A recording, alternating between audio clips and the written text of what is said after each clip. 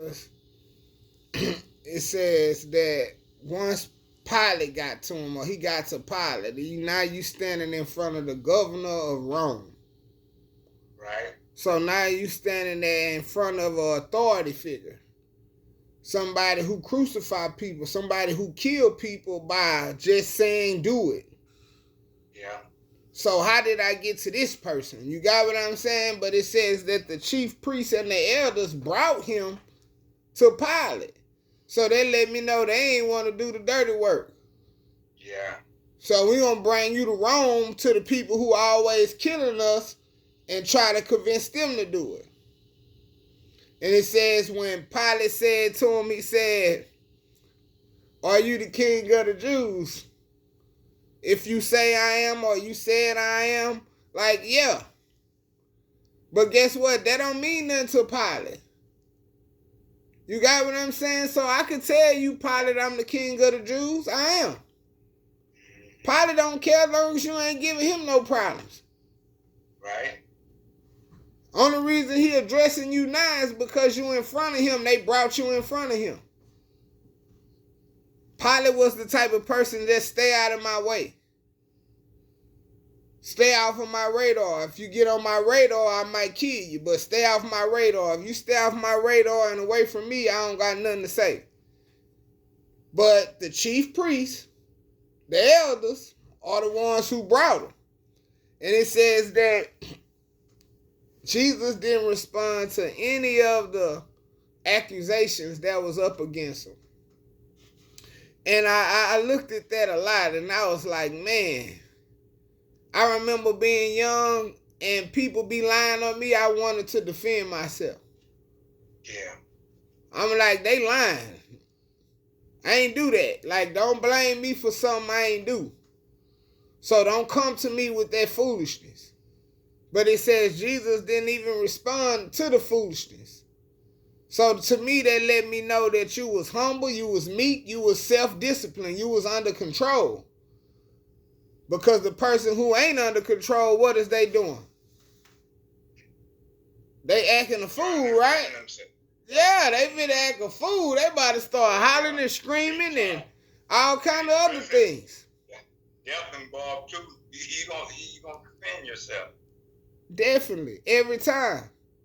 Especially when it's, like you said, death involved, or when it's in front of the chief people, it's in front of certain people. This man can get you killed. So you ain't gonna defend yourself, you ain't gonna say nothing. What you gotta say for yourself, boy? Yeah. Nothing. And it said, by saying nothing, Pilate marveled greatly. I'm marveling at your discipline. I'm marveling at the way you carrying yourself. I'm marveling that you ain't throwing no temper tantrum and you ain't flipping out. You ain't trying to escape. You look like somebody who have sense. So if you look like somebody who has sense, you answer me the first time like you had sense, and now you just quiet. Ain't that what they tell you? You got the right to remain silent? Yeah. Well, be quiet then. Don't say nothing. He's quiet. He said, I'm going to be quiet. I'm going to use that amendment right, and I'm going to be quiet. I hear him, though. And that's what God been showing me, man. Remember I told you haters is necessary and all this extra stuff. Like, I hear you, but I ain't going to respond to you. I'm trying to get my discipline up. I'm watching my big brother Jesus, and his discipline is good. Yeah. Like, he don't respond to that foolishness at all. If you hating, you just hating. I'm keep on going this way. Yeah. I don't have to address you because of what you do. So that's something that really stuck out to me, because that's something God got me working on, not addressing every single thing. You ain't got to say nothing. God seen it and keep it moving. Yeah. I ain't got to plead my case to you. God seen it. I'm going to keep it moving. God got great understanding, because guess what? I can keep explaining it to you, and you can be acting like you want to understand and not understand at all. Meaning you just want me to keep on talking about the story, or you just want me to feel some type of way. But God ain't like that, and I'm grateful that he ain't like that. So I learned that, man, be more disciplined. Don't get caught up in certain things. Don't let people pull you into foolishness. Because it's easy. And if you allow it, then they can just trick you and do it all the time.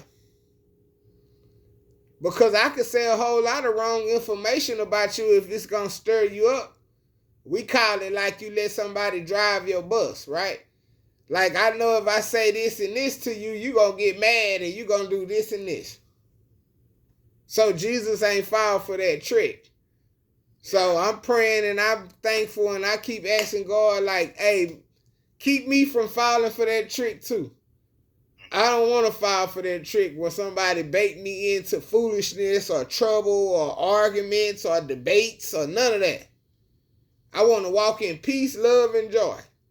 So if I'm walking in peace, love, and joy, I'm not letting you bait me in. I learned how to not say something to everything. What they say, everything don't deserve a response. Right. And that's fire. That's golden. That's what I mainly took. Everything don't deserve a response. Amen.